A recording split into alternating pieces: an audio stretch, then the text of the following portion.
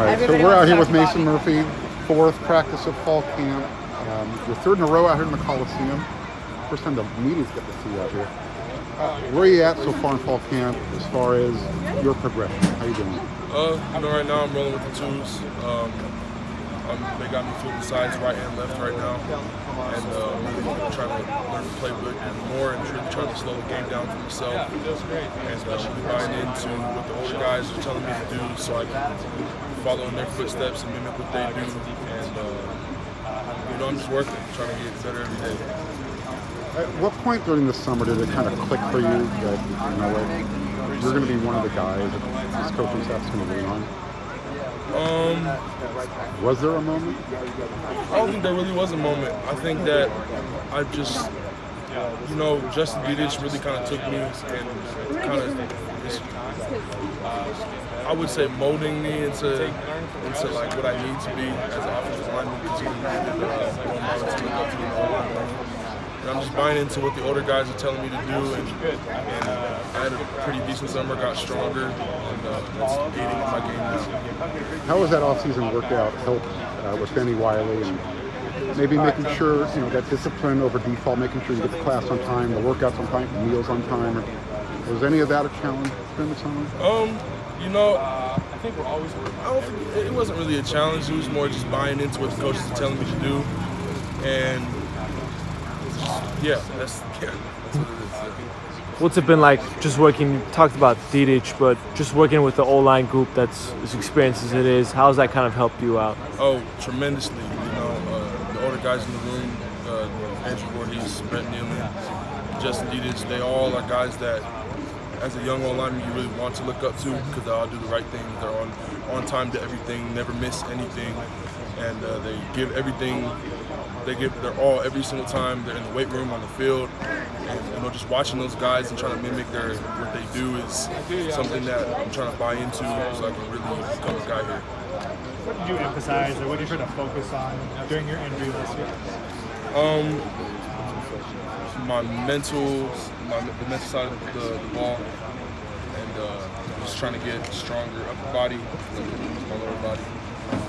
What was the point of focus when you came back from that injury, the sprain during camp? My lower body.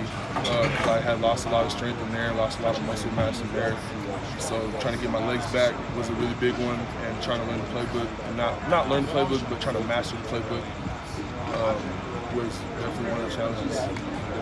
Yeah, I know. Where do you feel like your mindset is this year as opposed to last year? First year, everything new. How do you feel? I feel more established now, and I feel like I'm starting to gain the respect from my teammates and my peers and the coaches, especially with the coaching staff. But it's just a matter of time. As long as I keep buying in, keep working, keep following in the footsteps of the older guys on the end.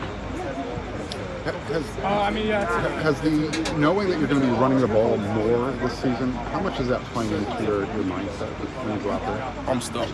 I'm super excited that we're going to run the rock a lot this year.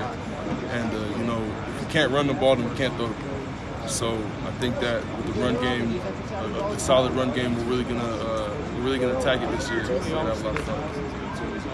Is there anybody you like blocking for? Well, you like blocking for all the running backs, but which running back creates a challenge for you because they're more elusive, I guess, is the best way to put it? Just ask that question one more time. Which running back creates the most challenges to block for? That's a tough question. We got some guys in the room. I don't really think that anybody's super hard to block for. It's just, Malik, he's one of the younger guys, so but Travis Dye and Austin Jones really took him under their wing and are really showing him how to run like they run, because they run like some dogs. And those running backs that transferred in, do they give you any tips on how on blocking? No. We kind of just. No. I was always curious about that question. The running backs ever said, "Hey, this works better. Why don't you try this?" Yeah, we kind of just let us do our thing, let the coaches do their thing.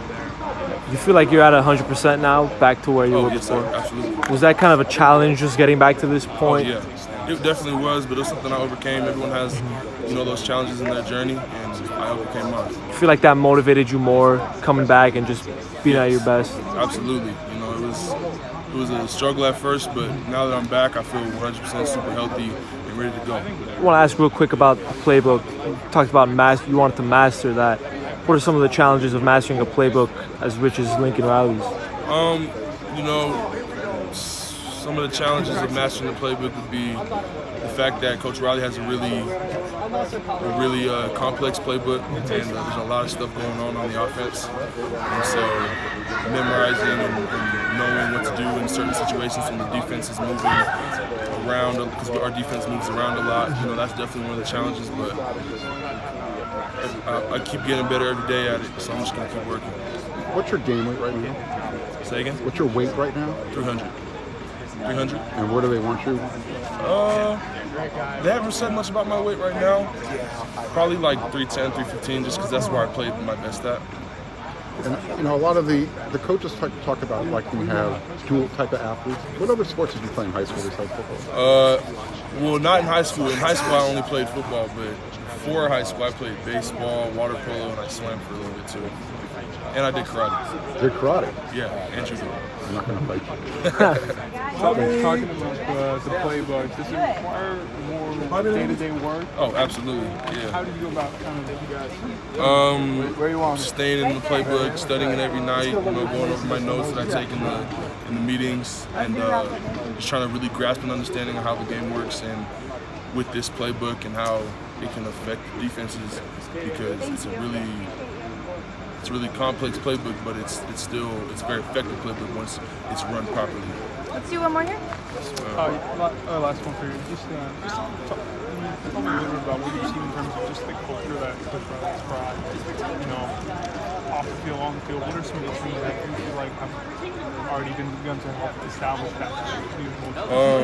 It's definitely more of a brotherhood rather than just a team, and you know, the whole discipline over default thing. We all are all buying into that, and you can see the change in the locker room, in the weight room. Everyone's working to really get themselves better, not just to work. And they're working with intention and working with purpose so that they can get themselves better.